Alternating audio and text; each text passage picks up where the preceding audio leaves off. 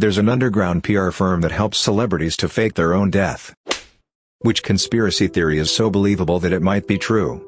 At the end of the video, there is a list of proven conspiracies. That your phone's microphone is constantly hot and it's listening for keywords to target advertising.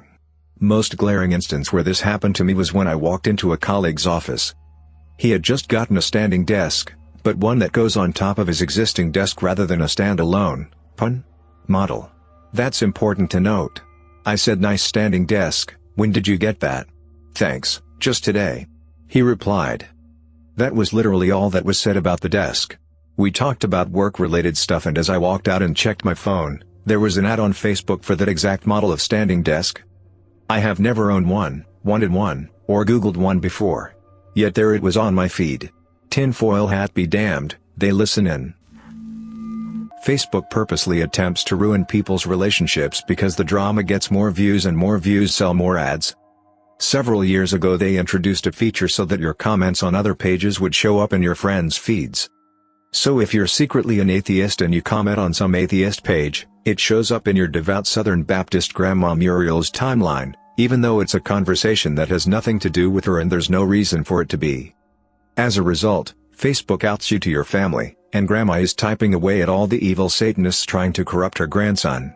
And if you comment on a public post, it's unavoidable. You used to be able to control who could see your comments even on public posts by other pages, but at the same time Facebook introduced their tattletale feature, they took that ability away. Now if they were to stumble across the same page they'd be able to see your comment, but after that change, Facebook started pointing everybody you know directly to it. Not to mention, the privacy settings are difficult to find, difficult to understand, and with each passing year gives you less and less control over who sees what. By forcibly combining everybody's social circles, Facebook is trying to generate conflict. They want to generate conflict because the conflict happens on Facebook, which means people logging onto Facebook more often and seeing more ads.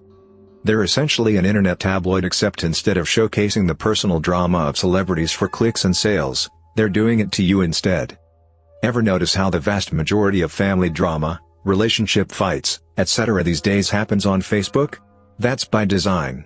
Facebook is literally destroying the social fabric to make a buck.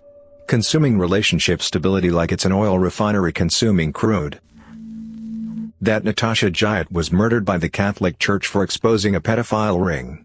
Natasha Jayat, a model and TV journalist, exposed a pedophile ring on live Argentinian TV a few months ago, after following cases over the last few years. She had claimed that she would not commit suicide in April of 2018 while investigating these rings, but was found on February 23, 2019 to be dead from suicide. Another journalist she had accused of pedophilia on the airing, Luis Ventura, had uploaded an image of her dead body shortly after she killed herself on Twitter, and then promptly deleted it afterwards. She supposedly died from a cocaine overdose, heart failure or stroke.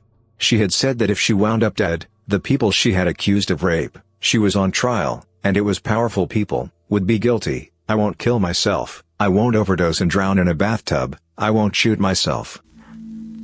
Dyson purposefully made the cable shorter over time just before announcing the cordless version. My DC01 has a 12 meters flex.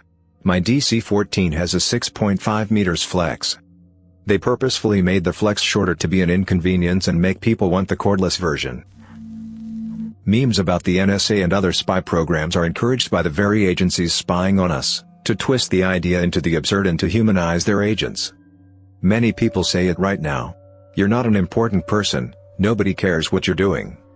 They've fallen for the idea of individualized manual spying, conflated it with systematic automatic spying, and dismissed both as not worth worrying about.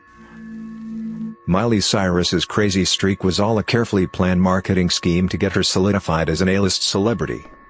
I also believe it was done to make Disney completely cut ties with her and kill the image of Hannah Montana. It worked too. Hannah Montana was quite possibly Disney's largest TV show ever, but I haven't seen anyone even mention it for over 4 years now, and despite Disney cashing in on old IPs, Aladdin, Kim Possible, Lion King etc., we have yet to even hear an unsubstantiated rumor regarding Hannah Montana. The Vatican holds horrible dark secrets and many answers to existential questions. The Vatican has many vaults literally stuffed with thousands of documents that no one but people in the Pope's circle have access to. Who knows what's in those? I'm willing to bet there are parts of the Bible and Christian history that will never see the light of day, thanks to Emperor Constantine creating the first official canon of the Bible. Barack Obama may have been a CIA operative sometime in between college and being a community organizer in Chicago. Bear with me. After graduating from Columbia in 1983, Obama went to work for a company called Business International Corporation, a company that is known to have been used as a CIA front in the past. There is little information available about this time in Obama's life. The CIA was actively recruiting at that point in history and would have been very interested in a young black man with an Ivy League education and ties to Indonesia and Africa. The information would most likely still be classified, but it could also have helped his rapid accession in politics at such a young age. After nursing this theory for a while, I finally Googled it and, sure enough, loads of websites showed similar theories. Some of it convincing. Not the stuff about him being a CIA chrononaut who fought Russians on the moon. That angle is less convincing. The president of the Philippines, Duterte, is very anti-drugs to hide his own involvements with drug cartels off which he makes billions. Funny enough, he once told supporters that, if his own children were found to be dealing in drugs, they should be executed. Not long after, one of his children was found to be involved with a big shipment of cocaine, if I remember correctly. Still alive. I may be shaky on some of the details here, but I remember reading this on Duterte's Wikipedia page. I'm at work, we'll find the source later if anyone is interested. The Laurel Canyon Conspiracy. Basically, if you look at the counterculture revolutionaries in the music industry in the 60s, most of them were the children of military intelligence people. So the theory is that the free love, lots of drugs movement they inspired was done intentionally to distract the youth from a full-scale revolution. The thought was if the angry youth of the mid to late 60s were too high and getting laid all the time, they would stop caring as much about societal ills and then basically sleepwalk through the 70s, which they did. I stumbled upon this when I was reading up on Jim Morrison and how his father was the one who called in the fake strike at the Gulf of Tonkin that kicked off the Vietnam War, and which was shown later to have been a false flag. Turns out, a lot of his contemporaries were also children of highly placed military people with ties to intelligence. Strange that they all wound up in Laurel Canyon as part of the same movement. Denver International Airport, secret bunker, giant cult shrine, and potential concentration camp. There are a lot of conspiracy theories revolving around the Denver airport. I'll try to touch on all the ones I know, but forgive me if I miss a few. There's no doubt that there are some odd things about the airport, from the delayed construction to the massive cost to the odd choice of decorations. Opening on February 28, 1995, 16 months behind schedule and at double the cost of the original estimate, $4.8 billion, Denver International Airport is the largest airport in the U.S. by total land area. 33,531 acres. Not long after it opened, wild conspiracy theories began floating around. One major theory is that there is a massive underground bunker that was built for the world's elite in the event of an apocalyptic event. Another is that there is a massive facility underneath that was built to be used as a concentration camp in the future. Some people believe that the reason for the delay in the schedule was due to the construction of said underground bunkers and tunnels. Supposedly, a construction worker claims that they buried 5 multi-story buildings underneath and built the airport on top of it. Aside from the construction theories, there's plenty of things inside the airport that are just plain odd. One thing mentioned often is the large Mustang statue, shown above, outside of the airport, nicknamed Blucifer. A large blue horse with red eyes that supposedly represents one of the 4 horsemen of the apocalypse, death. Oddly enough, the architect who designed the piece was killed when the horse's head fell on him, severing major arteries and causing what proved to be fatal injuries. Another thing people find odd is the dedication stone inside the airport. One of the first things you notice is the large Freemasons symbol in the middle of the stone. Another thing people point to is the date on the stone, March 19, 1994, which if you add up the numbers 191994, you get 33, which is a significant number in the Freemasons, as I believe it is the highest level you can reach in the organization. The last odd thing about the dedication stone is that it says near the bottom, New World Airport Commission contributors. People believe this is reference to the New World Order, which will supposedly be brought on by the Freemasons or Illuminati. Also noted by conspiracy theorists are the 4 odd and slightly disturbing murals that are displayed in the airport. Some people believe these murals are packed with Freemason iconography and occult references and even are a telling of the future.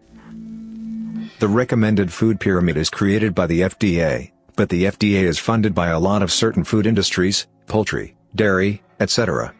They in turn made the recommended nutrition based off of their funding by these companies, and not based on a well-balanced diet. The government experiments on the mentally insane because no one will believe someone with that kind of medical history.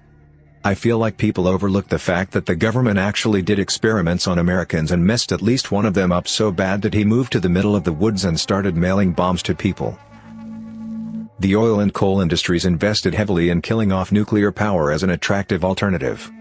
These days we have reactor designed many times safer than other methods of generating power, and the waste issue is something that could be fixed with sufficient investment. Even taking into account disasters like Chernobyl, estimated around 4,000 premature deaths, and Fukushima, 600, nuclear is incredibly safe compared to coal's 5,000 accidents per year. Nuclear kills 90 people per petawatt-hour generated, whereas coal kills 100,000 people per petawatt-hour, mainly because of lung problems worldwide. Even if we don't take into account the climate change contribution, most of those deaths are easily avoidable if we switch to nuclear. Multiple football World Cups have been influenced either by governments hosting them, or other entities out for their own gain. 2002 South Korea/Japan and 1978 and Argentina are the two most obvious ones that come to mind. FIFA is absolutely the most corrupt organization in sports. Snapchat worked with the FBI to popularize, and secretly test and improve, face recognition technology.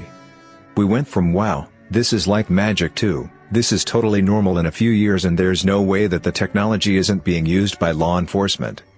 Have you read the terms and agreements of Snapchat? It's not a big secret that most social media is selling your information, including the one we're using right now.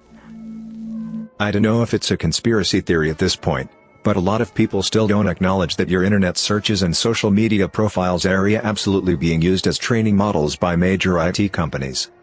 I was a drunk college student and had access to them to run AI training. If you still think you're off the grid, you're an idiot.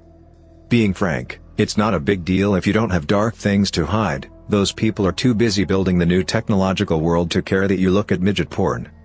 But don't delude yourself to think people don't have access to anything you do on the internet.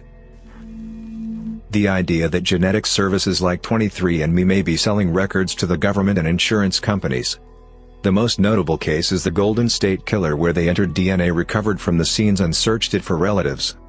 They found several distant relatives and used other information such as genealogical records, approximate age, and location of crimes to further narrow the suspect pool. Then based on that can get a warrant for a DNA sample. There's an underground PR firm that helps celebrities to fake their own death to escape the harshness of the limelight, or if they feel like their life is in danger. For example, Tupac, Biggie, Paul Walker, etc. Most likely a secluded island or possibly a remote country where you're not noticed. Might have changed your appearance. The families would obviously have to be kept out of the loop to maintain plausible deniability. You make a payment to the firm. They keep half and they give you cash when you reach your destination. Everything else is left to your family. That the world's 1% participate in a global human and sex trafficking ring that is untouchable by any law enforcement and often results in the deaths of any who dare expose it. This also extends into a larger world of high-profile crime that is hidden to the world. It is likely that celebrity suicides are often staged to cover up murders related to this secret world. Those with a history of mental health issues are especially easy to cover up. The murders of Honey and Barry Sherman come to mind when speaking of this theory. They were a billionaire couple from Toronto, Canada, who were murdered in their home, which had been staged to look like a murder-suicide.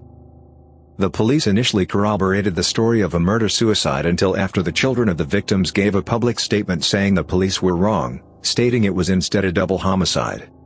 Using a private investigator, they revealed evidence in the crime scene that made it clear it was a double homicide. This raised questions as to why the official police statement said it was a murder-suicide. For example, both victims were found bound, and a belt that did not belong to either of the victims was found around Barry's neck.